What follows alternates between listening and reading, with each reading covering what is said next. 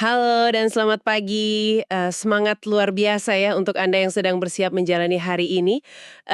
Mari kita bedah ini, hari ini kita melakukan pembahasan mendalam mengenai materi Revive dari NDC Ministry edisi 10 Maret 2026.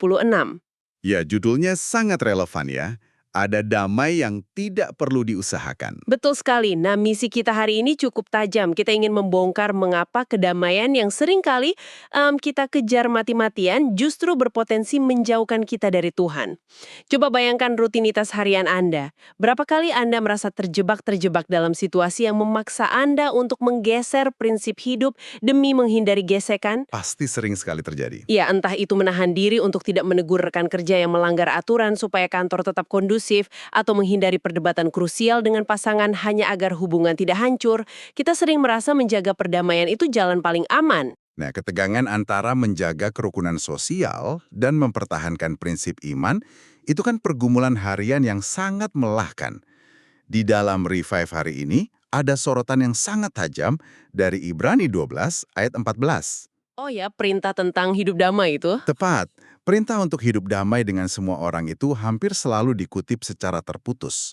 Kita cenderung mengambil bagian awalnya saja, karena ya itu yang paling nyaman didengar. Sangat setuju. Yang sangat menarik di sini adalah kelanjutannya justru sering kita abaikan, yaitu sebuah panggilan yang sama mutlaknya untuk hidup kudus. Menjaga kerukunan memang selalu terasa lebih instan ya daripada mempertahankan kekudusan. Padahal sumber kita jelas mengarahkan bahwa damai dan kekudusan itu didesain untuk berjalan beriringan, tidak bisa dipisahkan. Betul, tidak bisa jalan sendiri-sendiri. Ketika kita mulai memisahkan keduanya, disitulah kompromi mulai menjalar.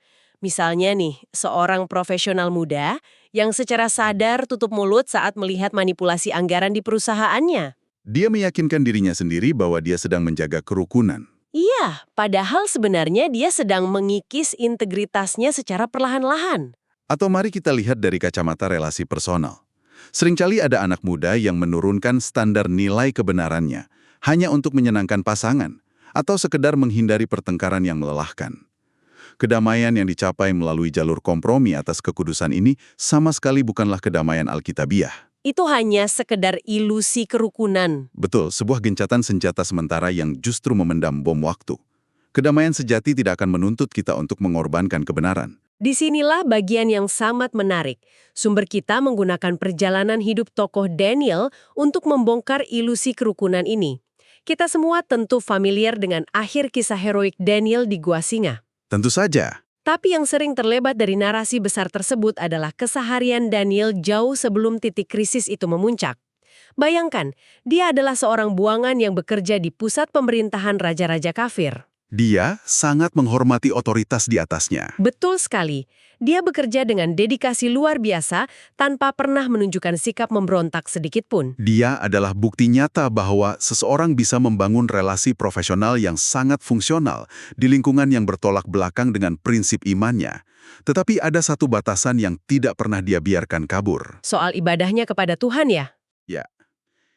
Ketika muncul sebuah dekret raja yang menyerang rutinitas doanya, Daniel tidak mencoba bersikap diplomatis. Dia tidak mencari ruang negosiasi atau beribadah sembunyi-sembunyi.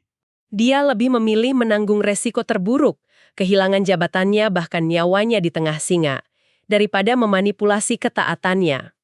Bagi Daniel, kenyamanan politik dan perdamaian di lingkungan istana tidak akan pernah sepadan dengan nilai kekudusannya di hadapan Tuhan. Dan rahasia di balik keberanian Daniel itu terangkum dengan sangat indah di dalam ayat hafalan hari ini. Mari kita perhatikan Amsal 16 ayat 7 secara utuh.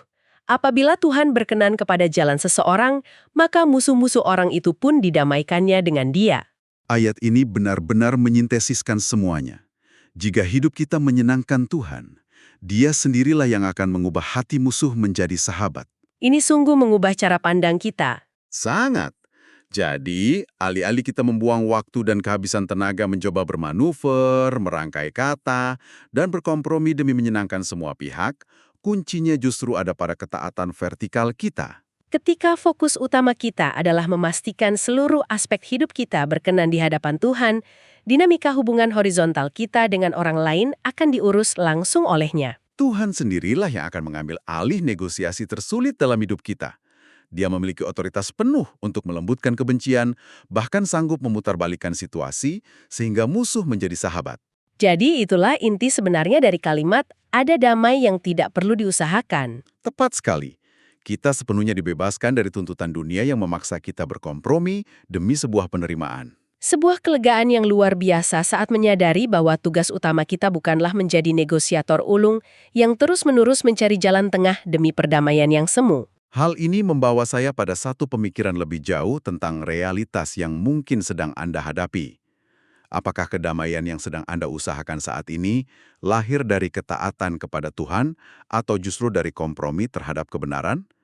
Mungkin saja, gesekan dan konflik yang sedang Anda alami saat ini sebenarnya adalah undangan tak terduga dari Tuhan bagi Anda untuk mengevaluasi kembali bagian mana dari kekudusan Anda yang selama ini mulai dikorbankan demi sebuah kedamaian buatan.